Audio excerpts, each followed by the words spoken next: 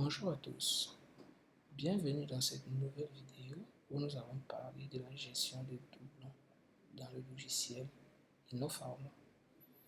Étant donné que les doublons, que ce soit client ou bien article, principalement article, oui, sont des éléments essentiels qui fauchent les données, les statistiques, leurs résultats en pharmacie. Aujourd'hui, nous venons avec une solution qui va permettre de pallier à ce problème. Alors, le principe, c'est quoi? Il est question pour nous via le système d'identifier les produits qui sont des doublons dans le système ou bien les clients qui sont en doublon, car on sait tous que un article qui a des doublons égale à un stock qui est fauché et un client qui a des doublons égale à des écritures comptables fauchées. Alors, ainsi dit, nous avons cette solution qui permet de pallier à ces problèmes, car lors de la création d'un article comme d'un client ou d'un fournisseur, nous avons une mesure de sécurité qui vérifie d'abord si cet article, ce client ou ce fournisseur n'existe pas déjà. Si il existe, alors un message d'alerte sera affiché à l'utilisateur, comme vous le reverrez par la suite. S'il n'existe pas, alors l'utilisateur continuera tout simplement la création de son article, de son client ou bien encore de son fournisseur.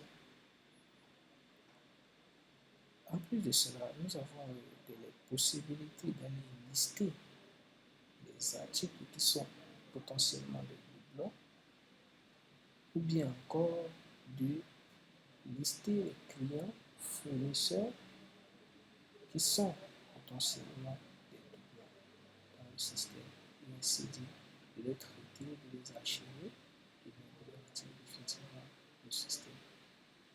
Alors, sans plus tarder, nous allons passer à une phase de démonstration de la solution dit.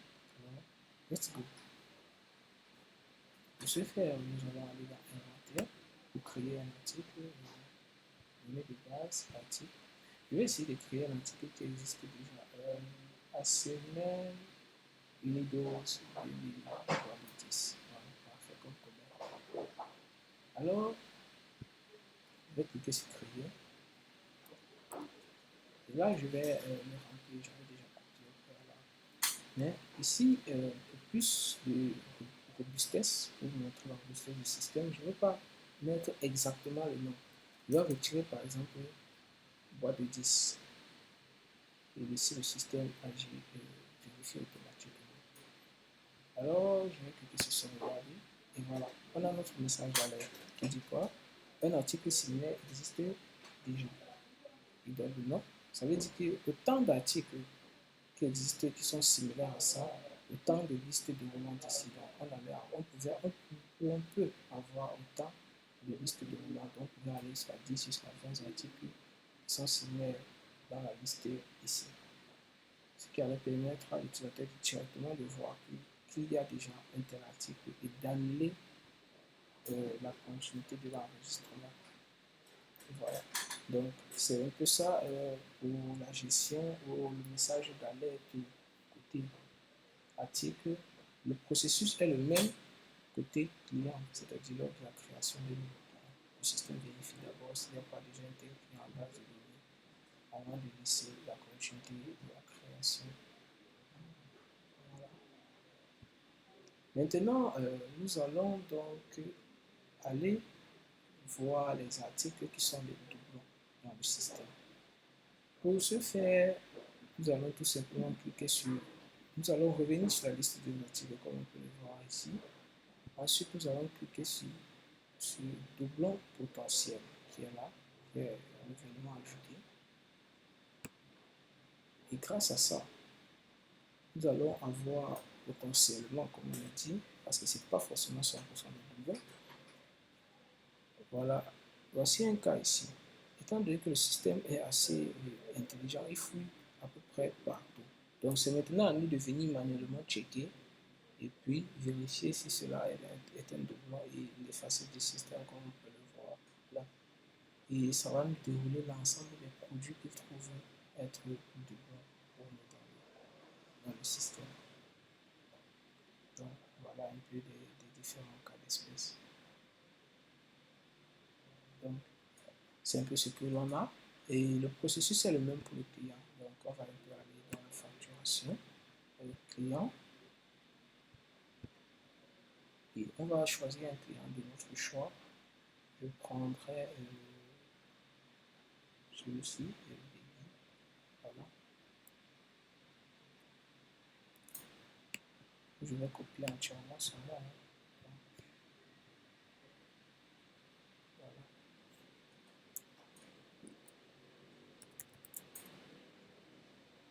Et où je vais essayer de créer un nouveau client en section le même nom. Par exemple, ici, étant donné que il y a déjà un client similaire, je vais essayer de sauvegarder. Voilà. Donc, on peut voir le système nous met en garde qu'il y a déjà un tel client qui existe dans notre système avec le même nom. Et les critères ne sont pas basés côté client, bien sûr, uniquement sur le nom, mais aussi sur l'email, le téléphone.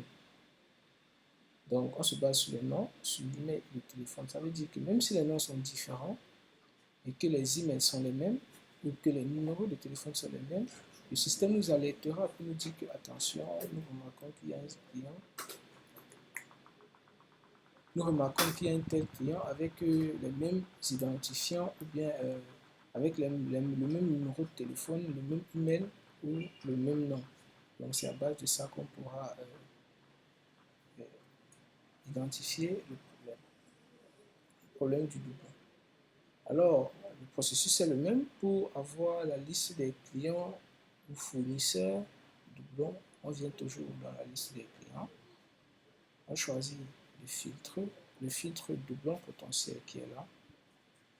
Là, on va voir le potentiel doublon dans notre système.